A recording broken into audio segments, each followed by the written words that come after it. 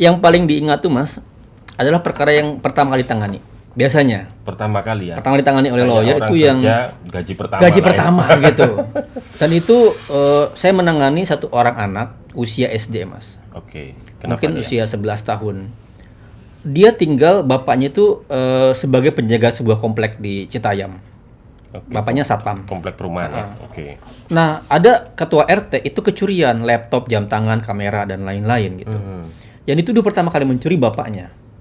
Disidangkan di Si sebuah security itu. security Oke. itu. Dituduh mencuri bapaknya, disidangkan di masjid dan tempat publik nggak terbukti. Terus yang dituduh ada anaknya. Jadi bapaknya nggak terbukti, dituduh anaknya. Anaknya ini pedagang plastik di pasar. Jadi kalau subuh dia ke pasar berdagang plastik sampai jam setengah tujuh dia sekolah untuk membantu kehidupan sehari-harinya. Nah, karena terlihat jam 3 pagi dia jalan dituduh mencuri, Keluar rumah jam 3 dia pagi. ditangkap mengalami siksaan yang luar biasa, disundut rokok, disuruh gigit sendal, Oke. diinjak kakinya pakai meja oleh aparat, disiksa luar biasa, dipaksa mengaku. Kemudian tertangkaplah pelaku yang lainnya seminggu kemudian. Dan kita dampingi, kita cek, kita interview, kita investigasi, ternyata dia bukan mencuri, dia emang dagang ke pasar setiap hari bersama teman-temannya. Dan di ruang sidang kita gali semua saksi, kita cek semua saksi, dia sama sekali nggak terlibat. Dan itu saya belum punya license waktu itu. Belum ya. Belum, Tahun sudah berapa lulus tadi? Tahun berapa? 2018. 2018. Saya sudah lulus ujian advokat tapi belum punya license, kan 2 tahun magang kan. Iya.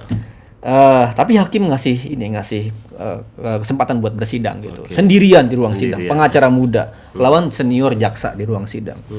Hakimnya tunggal, hakim anak. Di ujung sidang diputus bebas. Itu anaknya, orang tuanya memeluk dengan sangat-sangat erat, menangis, bersujud di depan pengadilan, dan kita bisa membebaskan orang tak bersalah. Iya. Itu perkara pertama yang saya selalu nangis, dan bagaimana seorang anak itu ya mengalami penderitaan yang luar biasa di penjara. Luar biasa itu. Ya, itu sering Mas kami temukan seperti itu. Orang-orang tak bersalah mengalami siksaan yang luar biasa. Seperti Andro Nurdin, ada namanya Pangamen Cipulir. Itu dia datang ke sebuah jembatan tempat nongkrongnya mereka, para pengamen ini menemukan sesosok orang sedang sekarat.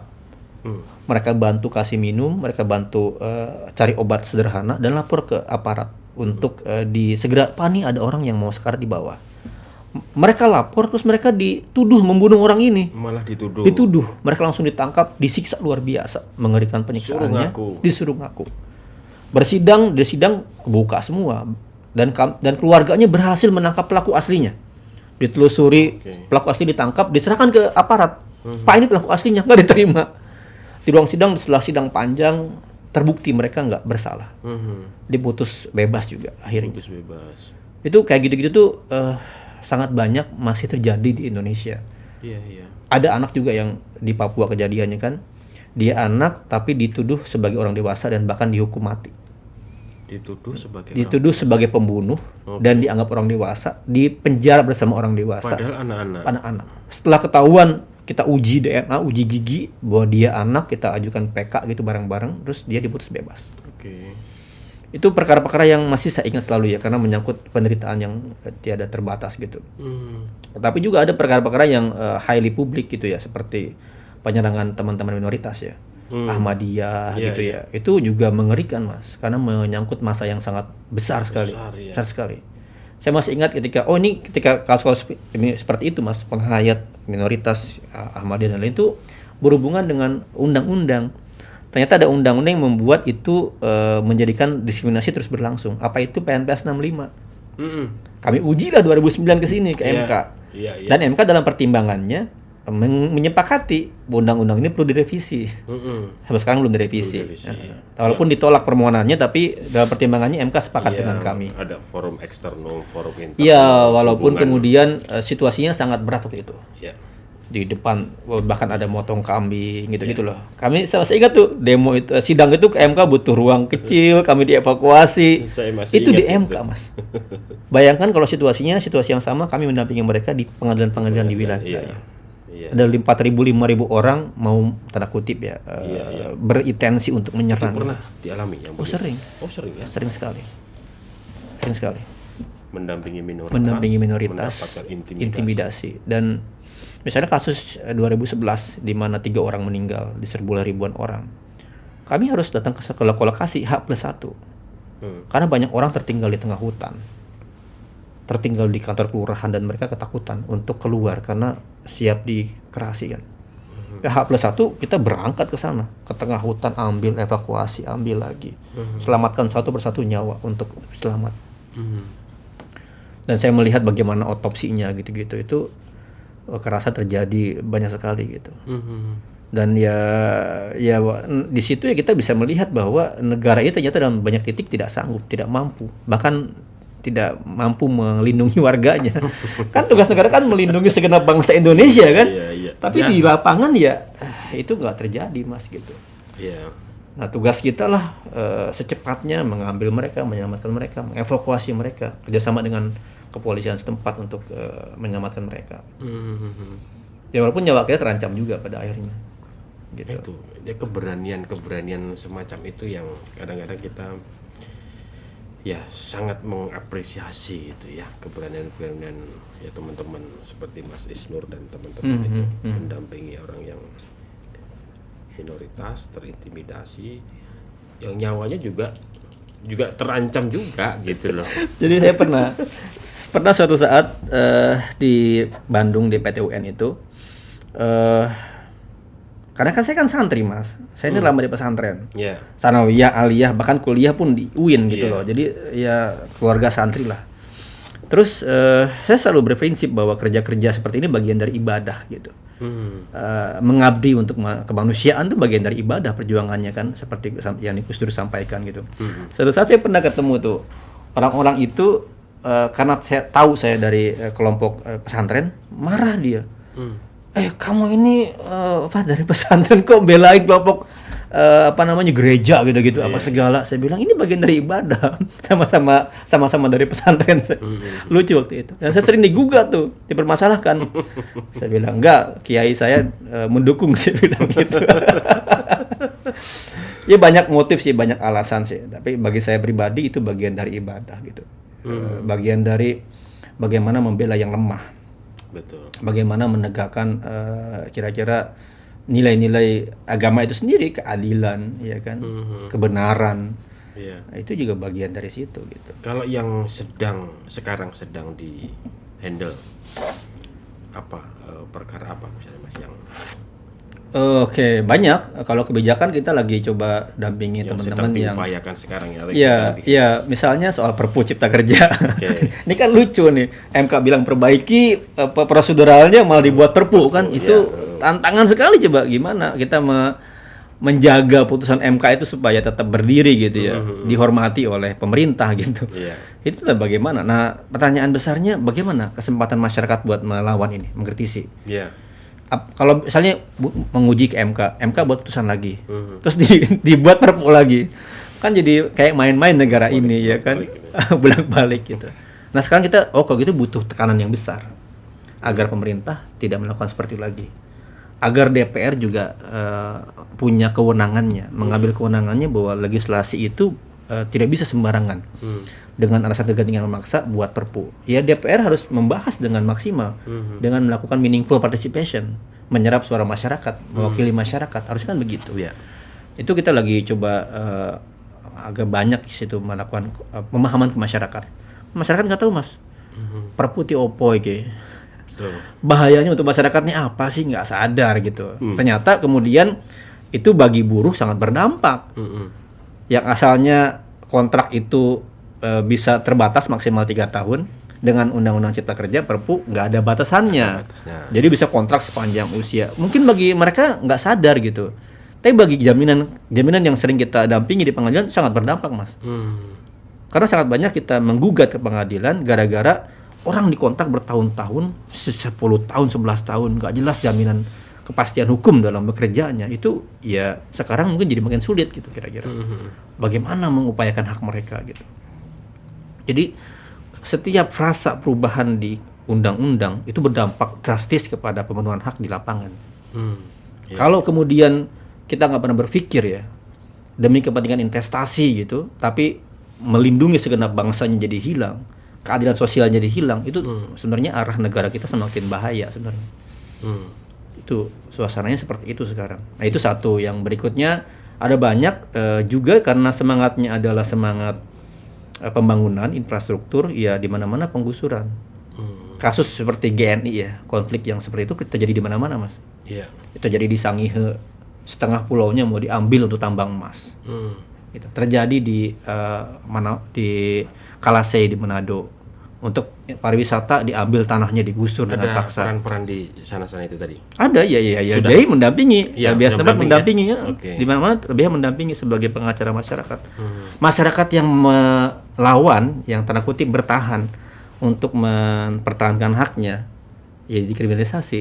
Jadi paketnya gitu tuh, paketnya diambil lahannya saat menggusur pakai represi, dan orang yang melawan dikriminalisasi. Itu paket tuh sekarang, pola-polanya di mana-mana. Oh gitu ya. Jadi ya itu situasinya. Dan itu biasanya berhubungan juga dengan praktik-praktik korupsi. Jadi kan banyak, seperti kasus Meikarta ya. Meikarta pembangunan tapi kan terbukti tuh bupatinya nerima suap.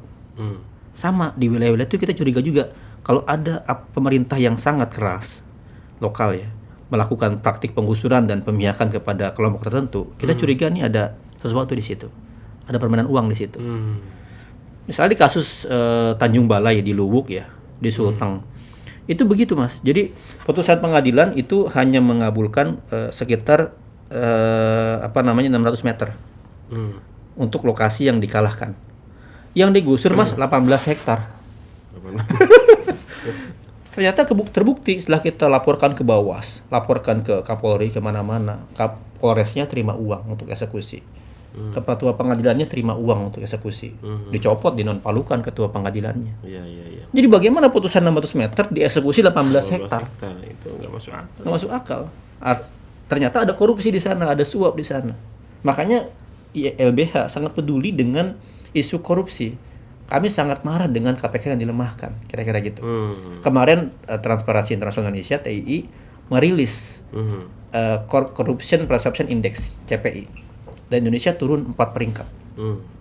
Jadi sama dengan Zambia, jauh di bawah negara-negara Asia Tenggara situasinya. Apa yang tadi yang turun 4 peringkat tadi?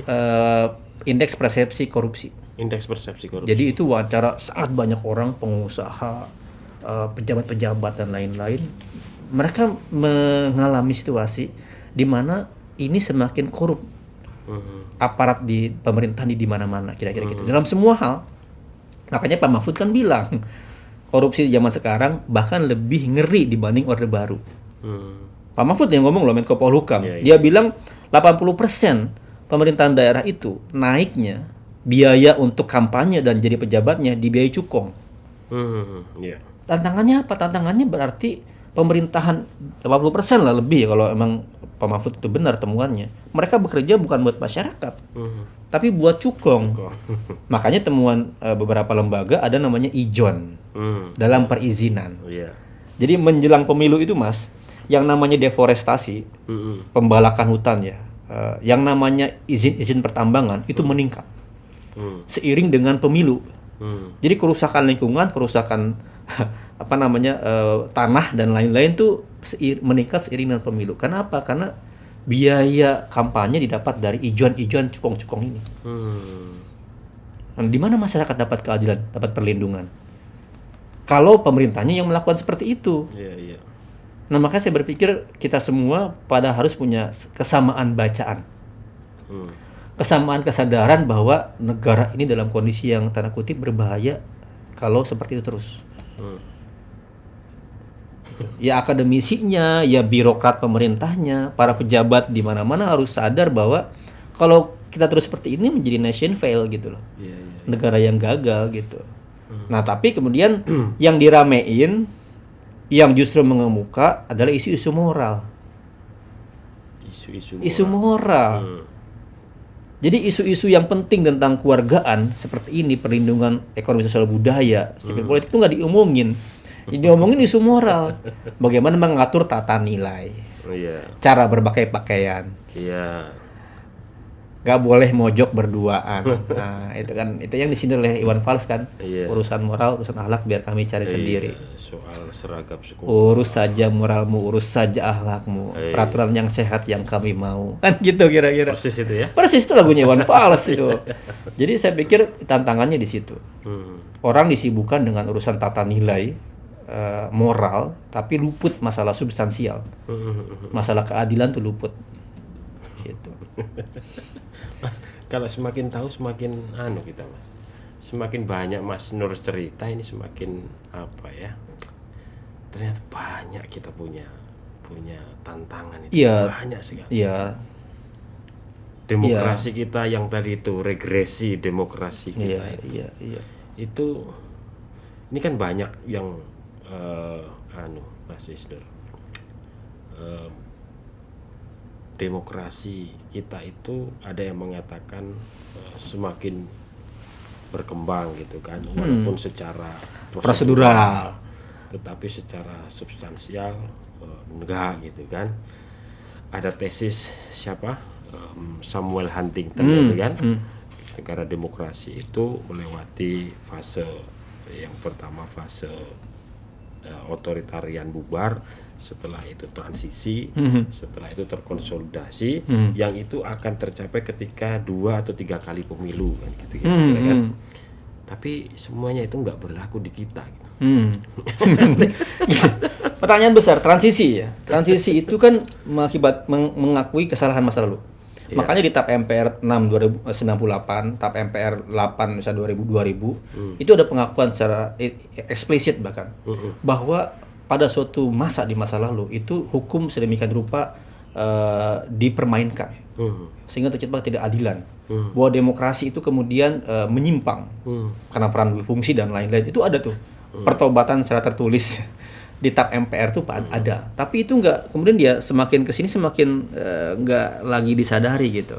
Semakin banyak para aktor-aktor elit itu tidak menyadari arti penting itu semua, sehingga ya bahasanya kan bagaimana 3 periode penundaan pemilu itu berbahaya buat demokrasi, Mas. Iya. Dan tadi dibilang bahwa prosedur itu membaik, sekarang semakin juga enggak, Mas. Ini belum substansi nih. Iya, belum substansi. Prosedur itu juga sekarang semakin terancam. Contohnya apa? Contohnya lagi rame nih, musim pemilu ini ada dugaan pengarahan agar partai tertentu lolos. Lagi rame kan kemarin kan, sampai digugat oleh Partai Umat dan lain-lain. Itu ramai sekali. Dan itu ada rekamannya, ada buktinya. Apa semacam kecurangan dalam pengurusan pemilu. Dan saksi yang melaporkan itu mengalami intimidasi luar biasa. Jadi dari prosedur saja itu sudah diragukan sekarang. Sudah diragukan. Jadi kecurangan bahkan di hulu gitu, bukan di hilir. Itu kan mengerikan, Mas. Kalau prosedur saya dilanggar, apalagi nanti substansinya gitu. Itu terancam itu. Iya.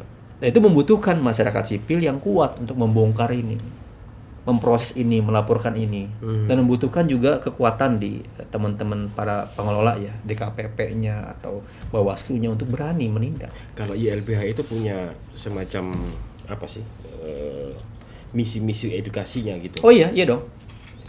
Tidak sekedar advokasi. Benar. Sih, gitu ya. Jadi justru agenda terbesar YLBHI adalah istilah kami pengembangan sumber daya hukum masyarakat. Oke. Demokrasi itu tidak bisa hidup, tidak bisa berkembang, tidak bisa mencapai tujuannya tanpa masyarakat yang sadar, masyarakat yang berdaya, dan masyarakat yang mampu untuk meraih hak-hak mereka. Dibutuhkan masyarakat yang punya kemampuan, kesadaran, dan keberanian memperjuangkan itu. Demokrasi butuh itu, Mas. MK ini nggak akan bisa berdiri dan tegak menegakkan konstitusi kalau nggak ada masyarakat yang berani menjadi pemohon. Tampil memberikan argumentasi yang baik di ruang sidang, cocok, dan memberikan bukti-bukti yang cukup layak untuk dipertimbangkan gitu. Hakim nggak akan dapat. Dengan cara apa itu, Mas? Program apa tadi, masyarakat? Pengembangan sumber daya hukum masyarakat. Pengembangan sumber ya, daya caranya adalah mendidik mereka. Istilah kami itu selalu dengan namanya participation action research. Kita riset bersama. Riset bersama dengan LBH. Yuk, Pak, nih ada tanah nih, Pak. Bapak tahu nggak tanah ini masuk dalam rencana proyek strategis nasional? Oke. Apa itu? Bapak mau dibangun bendungan, mau dibangun jalan. Oh, emang kenapa? Dampaknya ini. Oh, mereka mulai sadar. Oh, begitu ya. Terus gimana? Bapak sadar nggak sebagai warga negara punya hak untuk dilindungi secara hukum? Iya. Di mana itu? Oh, di sini Pak, di Undang-Undang Dasar 45 ada, di Undang-Undang HAM ada. Terus kalau begitu bagaimana caranya? Mari kita belajar dari wilayah lain. Bagaimana teman-teman Kendeng mempertahankan lingkungannya untuk tidak dirusak. Oh, belajar dari wilayah lain. Begini Pak. Oh, mereka bikin organisasi masyarakat. Di Kendeng terlibat ya? Oh, terlibat. Sejak awal terlibat. sekarang- Sampai sekarang masih Sampai terlibat. sekarang seperti apa sih Mas kalau Ya, putusan pengadilannya memenangkan masyarakat. memenangkan? Di mana izin lingkungan dicabut. Ya. Pemerintah juga sudah membuat yang namanya KLHS, Kajian Lingkungan Strategis, yang memang melarang wilayah itu ditambang. Karena itu wilayah yang sangat strategis, daya tampung air, lingkungannya terjaga karena daya tampung dan lain-lainnya. Tapi di lapangan praktiknya enggak, Prakteknya tetap ditambang. jalan ya, Jalan. tetap ditambang ya. Iya, malah kemudian gubernurnya mengatasi putusan PT UN, bukannya nerima, malah bikin izin baru. Oke. Jadi itulah MK buat putusan, dibuat perpu, ya kan? Pengadilan membatalkan izin, dibuat izin yang baru. Jadi nggak ada habisnya dong. Digugat, nanti dikalahkan, dikeluarin izin yang baru, nggak ada habisnya. Iya. Nah, akhirnya wilayah ini ditambang dengan cara semacam mengelabui hukum lah, menyelundupi hukum gitu. Sudah. Ya, Ada sikap lanjutan. akibatnya apa? Akibatnya sekarang sudah dirasakan oleh wilayah sekitar. Jadi mudah banjir, mudah erosi. Yang dilakukan Yang teman-teman sebelumnya LBH. nggak pernah ada banjir Yang besar. dilakukan teman-teman LBH sekarang? Ia melaporkan bahwa ini ada penambangan ilegal gitu-gitu. Oke. Meminta hukum ditegakkan, meminta agar KLHS itu ditegakkan gitu. Ya pada akhirnya kan kewenangan nggak di kami. Iya, Kami hanya bisa menemani masyarakat berjuang. Sekarang sudah pada skala masif, Mar. Kudus, Pati, Blora, Rembang itu sudah pada skala kerusakan yang masif, banjir di mana-mana. Karena gunung karsnya ditambang. Di saat musim hujan banjir, di saat musim kemarau kekeringan yang luar biasa. Akibatnya apa? Akibatnya bukan hanya banjir dan kekeringan, tapi berdampak luar biasa pada pangan, pada pertanian. Iya, pasti itu. Akibatnya apa? Kelaparan semakin rentan ke depan. Yang terdampak bukan hanya warga situ, warga se-Indonesia yang bergantung pasti. pada pangan mereka. Iya. Jadi nggak sederhana gitu. Masalah itu nggak sederhana. Izin doang, tambang segitu doang, nggak sederhana itu. Lingkungan itu borderless, dia akan berdampak secara sistemik di seluruh wilayah. Iya. Kira-kira gitu. Nah, ini yang juga menarik. Tadi kan perkara yang pertama itu menjadi sangat berkesan. Ya. Kalau kemudian perkara apa yang kemudian membuat Mas Isnur atau teman-teman LBH itu paling kecewa gitu ya? Paling membuat jengkel, paling membuat kecewa. Oh, sangat banyak. Satu Sangat banyak. Aduh, sangat banyak itu ya. Gini, ada perkara tuh sangat baik. Itu menjadi sebuah contoh di mana kami menggugat air Jakarta. Air. Mas tahu nggak air Jakarta ini? Sejakarta nih air dikuasai 2 perusahaan asing. Nggak tahu saya. Wilayah barat oleh perusahaan dari Prancis, wilayah timur dikuasai oleh perusahaan Inggris. Oke. Itu dibuat kontraknya resmi oleh negara di masa transisi Orde Baru. Jadi perusahaan milik daerah Jadi sudah lama ini. lama, Sudah 97. lama. Iya. Perusahaan milik daerah punya infrastruktur, punya akses, tiba-tiba diwajibkan untuk menyerahkan pengolahannya kepada asing. Bertahun-tahun, Mas. Dan negara tuh menjamin mereka harus untung. Nggak boleh rugi. Kalau rugi, negara yang mengganti rugi.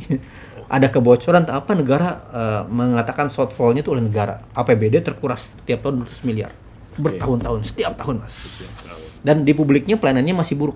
Oke. Hitam lah, tahulah bagaimana air pam di Jakarta. Iya.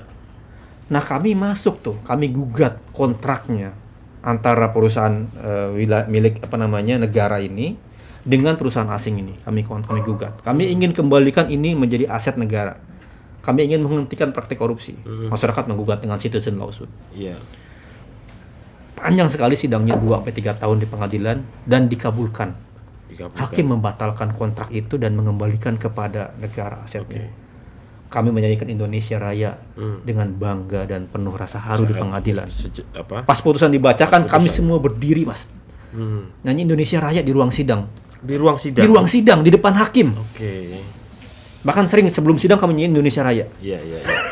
Bagian dari ini dong, kecintaan terhadap negeri ya kan. Iya. Kecintaan terhadap rakyat gitu. Di PN dimenangkan, di PT dimenangkan, kasasi pun dimenangkan.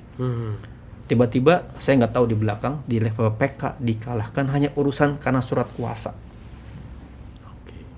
Sesuatu yang sangat tidak prinsipil. Kenapa surat kuasanya ada apa Ya, yang dipersoalkan? itu dipersoalkan sejak di PN, Mas.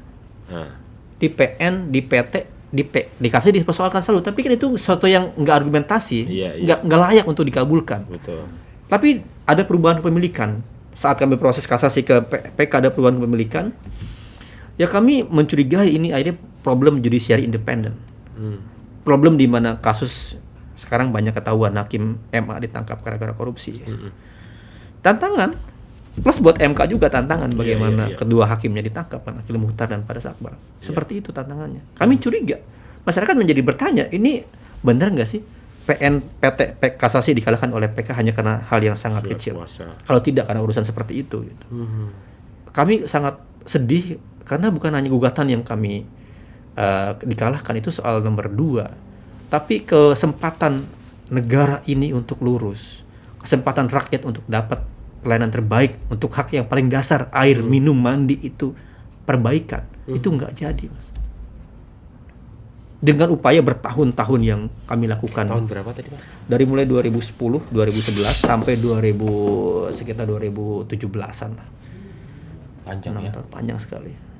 Jadi di PK itu tahun 2017. 17. Oke. Padahal waktu itu gubernur itu sudah sampai punya rancangan untuk mengembalikan kepada negara gitu, kepada pribadi. Sekarang udah dikuasai swasta lagi sepenuhnya.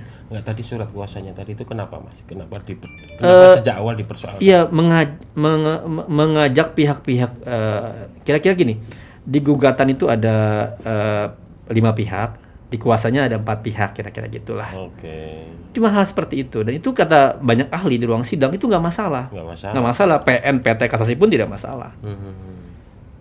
Nggak masalah itu. Jadi berlindung di dalih prosedural. Gitu. Tapi substansinya itu yang saya bilang, keadilan dan kesejahteraan ini nggak tercapai di situ. Beda sama UN, ujian nasional. 2006 itu, Mas, ada 300.000 orang pelajar SMP dan SMA nggak lulus. 300.000, Mas. Ini bukan angka yang sedikit untuk orang gagal ujian nasional. Ada orang yang sudah diterima di kampus top di luar negeri, udah dapat beasiswa di mana-mana, stres semuanya. Kita cek lah, kita gugat, terbukti di ruang sidang itu kesalahan negara, baik dari infrastrukturnya. Ada orang belajar 3 tahun pakai kurikulum kurikulum 2003 2004 diuji dengan kurikulum 2006 gitu. Intinya terbukti di pengadilan, PN memutuskan bahwa negara itu melanggar hak asasi manusia, hak anak akan pendidikan. Dan dilarang melaksanakan UN sampai ada kesamaan infrastruktur. Itu putusan yang sangat bagus sekali PN itu. Di PT dikabulkan, dimenangkan lagi, di Mahkamah Agung dimenangkan lagi. Dan pemerintah sampai levelnya kasasi udah mereka menyerah, nggak mengajukan PK. Itu 2006 sampai 2009 gugatan berlangsung. 2010 baru pemerintah mulai berubah dengan ubah komposisi, UN menentukan 50% kelulusan. 50%-nya adalah dari sekolah. Tapi nggak berhenti di situ. Jadi putusan PN butuh perjuangan, butuh kami 5 tahun lagi. 2015 barulah UN tidak sebagai standar kelulusan yang sepenuhnya gitu. Jadi butuh 9 tahun untuk mengubah ujian nasional. Jadi sekarang nih anak-anak yang pasca 2015 itu ujian nasional meraih sebuah posisi di mana negara seharusnya menguji mereka dengan layak, dengan tepat. Itu butuh ujian, butuh proses 9 tahun gitu. Jadi anaknya Mas Fajar UN lebih ringan gitu ya, nggak tegang, nggak stres. Itu ya buah perjuangan para pelajar, orang tua dan lain-lain itu. Menarik, saya banyak sekali dapat ilmu. Terakhir, Mas, barangkali. Iya. ini mau pemilu serentak, ya kan? Tahun depan kita pemilu serentak. Kira-kira apa yang akan terjadi? Kira-kira apa yang kemudian teman-teman Mas Isnur dan teman-teman LBH ikut dalam ikut berkontribusi supaya pemilu itu nanti betul-betul ya seperti yang diharapkan, bukan pemilu pembuat pilu gitu. Iya, pertanyaannya gini, apakah pemilu itu menjadi sarana kita mengevaluasi? Pemerintah, orang yang dipilih sebelumnya, satu, kalau dia membawa kesejahteraan, kemakmuran, keadilan, ya kan, kemerdekaan, apakah membawa itu semua? Ataukah seperti Pak Peribahasa, ya kan, habis milih lalu kemudian hilang, lupa dan lain-lain. Itu pertanyaan besar. Masyarakat harus sadar. Ini momentum masyarakat menghukum mereka dan mencari yang lebih baik. Itu butuh kesadaran. Apakah ini membawa perubahan ke arah lebih baik kesejahteraan mereka? Yang kedua adalah apakah juga ini kontestasi konstitusi, kontestasi jaminan hak asasi manusia, bukan kontestasi orang. Yang diperjuangkan orang, ya kan, dengan tanda kutip ya pencitraan yang luar biasa, tapi gagasannya apa? Janjinya apa? Apakah misalnya ada janji 20% kewajiban di Undang-Undang Dasar 45 APBN itu pendidikan terpenuhi. Karena sampai sekarang Mas, yang namanya kewajiban itu nggak dilakukan. Hanya 9 provinsi yang punya kesesuaian. Selebihnya enggak. APBD-nya. Jadi ada pengabaian konstitusi di pendidikan. Gimana coba perintah konstitusi nggak dilaksanakan? Nah, gimana? Ada nggak ide-ide seperti itu di para calon ini gitu? Jadi kita harus menampilkan sosok sekarang politik kemanusiaan, bukan politik kekuasaan. Masyarakat harus berjuang. Kalau Anda mau memilih, maka kemanusiaanlah yang harus diperjuangkan. Tawarannya, kontestasinya di situ. Kalau Anda memilih, bisa nggak kami punya rumah yang lebih layak? Bisa nggak air ini menjadi bersih, gratis buat masyarakat? Bisa nggak pendidikan ini lebih menjamin orang? Masalahnya itu masyarakatnya juga pragmatis gitu. Persis. Maka dibutuhkanlah kesadaran politik dari masyarakat. Jadi apa yang kita lakukan ini? Apa yang dilakukan? Maka YLBHI melakukan pendidikan politik. Pendidikan kesadaran akan hak asasi manusia. Kesadaran akan konstitusi. Bahwa mereka punya hak dan yang wajib memenuhi adalah negara atau pemerintah. Jadi siapapun yang akan menjadi pemerintah berikutnya harusnya berbicara dan menjamin target-target visi misinya, bicara soal pemenuhan hak asasi manusia. Mereka wajib menghormati hak-haknya, jangan intervensi yang nggak boleh intervensi ekspresi. Mereka wajib melindungi kalau ada yang mengganggu. Mereka wajib memenuhi pekerjaan, pendidikan, perumahan, termasuk kesehatan. Sanksi ketika janji-janji itu termasuk seperti itu. Benar sekali. Jadi kita harus mengubah politik kekuasaan, politik image ya, pencitraan menjadi politik kemanusiaan, politik keadilan. Saya pikir itu yang penting hadir di semuanya. Dan jangan lupa bahwa ya hasil yang baik itu lahir dari proses yang baik. Jadi kecurangan, proses intimidasi, proses nggak sehat dalam proses ini harus dikawal betul, dilihat betul. Kalau kecurangan sudah terbuka dari awal, maka warga akan punya keraguan. Dan akhirnya legitimasi tidak akan maksimal di ujungnya. Betul, persis. Itu kira-kira. Baik, Mas Isnur. Terima kasih Mas Fajar, teman-teman. Sambil kita minum lagi kopinya. Supermasi Podcast. Terima kasih sudah hadir, sudah banyak. Terima kasih sudah diundang. Nggak cukup ini waktu kita ini, Mas. Masih banyak hal yang pengen saya diskusikan, tapi ya kita harus akhiri. Terima kasih. Mudah-mudahan teman-teman pendengar dan penonton dari Supermasi ini juga punya kesempatan, jadi bisa komentar di kolom komentar ya kan, dan saya pikir kualitas diskusi seperti ini penting atau layak ditonton, Mas. Lebih layak dibandingkan dengan mungkin yang sedikit-sedikit ya agak hiburan gitu. Kurangi hiburannya tapi lebih peduli kepada hidup Anda di masa depan. Sepakat. Baik. Terima kasih Mas Isnur, luar biasa. Sama-sama.